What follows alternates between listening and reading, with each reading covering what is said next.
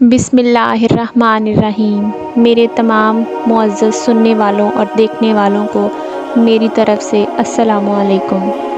آج میں اپنے channel motivation with Quran and سنہ میں بات کروں گی بنی اسرائیل کے دو بھائیوں کے واقعے کے بارے میں۔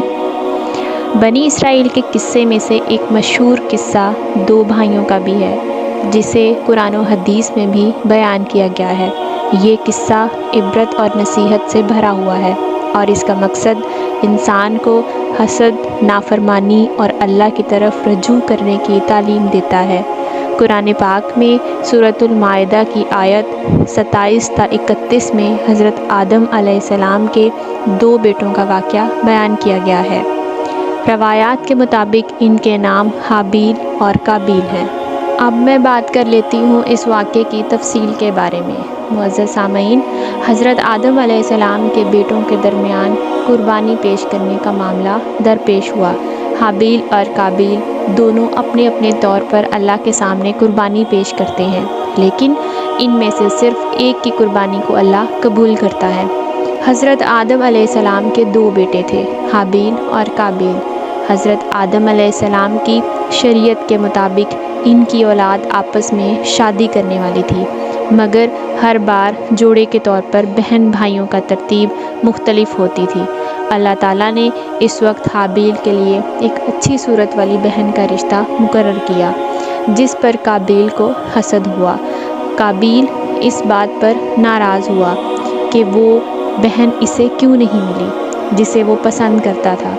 حضرت آدم علیہ السلام نے دونوں بھائیوں کو حکم دیا کہ وہ اللہ کے حضور قربانی پیش کریں، اور جس کی قربانی قبول ہوگی وہی اپنے فیصلے میں کامیاب ہوگا۔ قابیل نے اپنی فصل کی کم تر چیزوں کو قربانی کے لیے پیش کیا، جبکہ حابیل نے اپنے بہترین مال مویشیوں میں سے ایک عمدہ جانور قربان کر دیا۔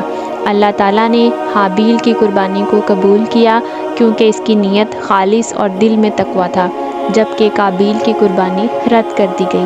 قربانی کے رد ہونے کے بعد قابیل کے دل میں حسد اور نفرت نے گھر کر لیا، اور وہ یہ برداشت نہیں کر سکا کہ اللہ نے اس کے بھائی کی قربانی کو قبول کر لیا اور اس کی قربانی کو رد کر دیا۔ غصے میں آ کر قابیل نے اپنے بھائی حابیل کو قتل کرنے کا منصوبہ بنایا۔ قابیل نے اپنے بھائی حابیل سے کہا، میں تمہیں قتل کر دوں گا۔ حابیل نے جواب دیا، اگر تم مجھے قتل کرنے کے لیے ہاتھ اٹھاؤ گے تو میں تمہارے خلاف ہاتھ نہیں اٹھاؤں گا، کیونکہ میں اللہ سے ڈرتا ہوں اور نہیں چاہتا کہ کوئی گناہ کروں۔ حابیل نے قابیل کو نرمی اور تقویٰ کے ساتھ نصیحت کی کہ وہ اللہ سے ڈرے، اس گناہ کے ارتکاب سے باز رہے، مگر قابیل نے ضد میں آ کر حابیل کو قتل کر دیا۔ حابیل کو قتل کرنے کے بعد قابیل سخت پریشان ہو گیا۔ اسے سمجھ نہیں آ رہا تھا کہ اب وہ اپنے بھائی کی لاش کے ساتھ کیا کرے۔ اللہ تعالیٰ نے ایک کوا بھیجا جو زمین کھود کر ایک مردہ کوے کو دفن کر رہا تھا۔ یہ منظر دیکھ کر قابیل کو سمجھ آئی کہ اسے بھی اپنے بھائی کی لاش کو دفن کر دینا چاہیے۔ قابیل نے اپنے بھائی کو زمین میں دفن کیا اور بہت پچھتایا، لیکن تب تک بہت دیر ہو چکی تھی۔ یہ قصہ ہمیں سکھاتا ہے کہ ہمیں حسد سے بچنا چاہیے، اللہ کی رضا کی طلب کرنی چاہیے اور اپنی نیتوں کو پاک رکھنا چاہیے۔